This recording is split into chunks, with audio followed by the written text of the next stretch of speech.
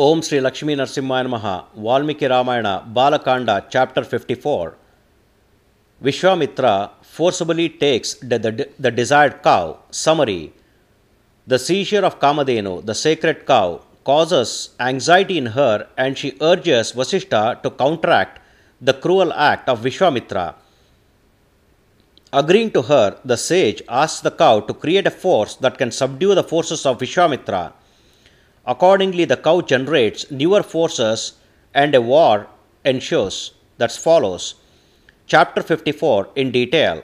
When sage Vashishta did not yield Kaamadhenu, the milker of any desires, O Rama, then Vishvamitra started to seize it. Sage Shantananda continued the narration of the legend of Vishvamitra. While the determined king Vishvamitra dragged her away from Vashishta, O Rama, Shabala is saddened and tearfully mulled, overstrung by the anguish of her separation from the sage.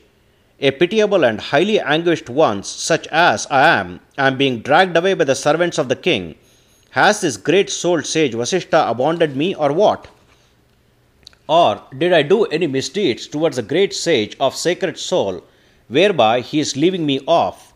I have always been reverent and a cherished cow to the priest, and I know no arrogant. That cow eulized in this manner. On thinking thus and suspiring repeatedly, O enemy subjugator Rama, then she, that sacred cow, hastily rushed with the speed of a gust and went to that highly energetic Vashishta, on utterly shoving off hundreds of attendants of the king who are roping her. And then she straight went to the base of the feet of the great-souled Vashishta. She, that moaning and groaning Shabala, stayed before the sage Vashishta, spoke this, bellowing like a thunderous cloud. O son of Brahma, why I am discarded by you? Whereby, O God, the king's attendants are detaching me away from your proximity. So Shabala urged Vashishta. When he is spoken thus, then the Brahma sage spoke this sentence to worrisome Shabala, whose heart is worrying with worry, as he would speak with his own sister in her worriment. Neither I forswear you, nor you fouled me. O Shabala, this king is forcibly detaching you away from me, and he is beside himself with kingly arrogance.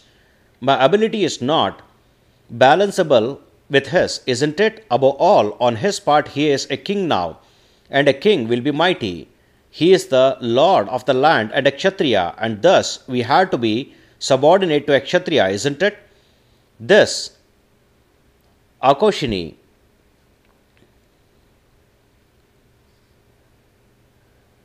unit of army, overcrowded with elephants, horses and chariots, and overspread with flax and elephants, thereby he is mightier than me. Thus Vashishta tried to pacify that sacred cow. She, who is spoken that way by Vashishta, then sententious sacred cow Shabala, in her true, obediently spoke this sentence to that Brahma sage of unbalanceable resplendence. O Brahman, unstated is that the might of sovereignty as mightier than the might of sagacity. A sage is mightier than a sovereign. A sage's might is mightiest than the mightier sovereign, for a sage's might is angelic.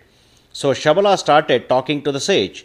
Immutable is your power, as you are mightier than the great mighty Vishvamitra, and invincible is your dynamism. Ordain me, O highly resplendent sage, who am replete with the power of your sagacity. I will disprove the vanity, valor, and venture of that injudicious king for this injudicious seizure. Thus Shabala implored the sage Vashishta.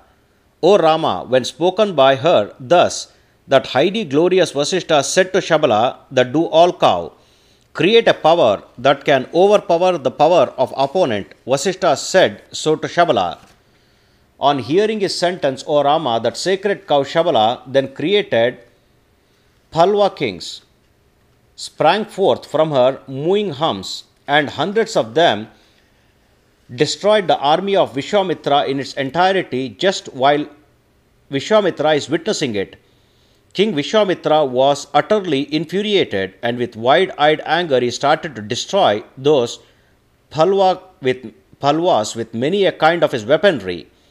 On seeing the subdual of hundreds of Pallavas by Vishvamitra, then the sacred cow again generated deadly shakas, hobnobbed with Yavanas through her mooing hums.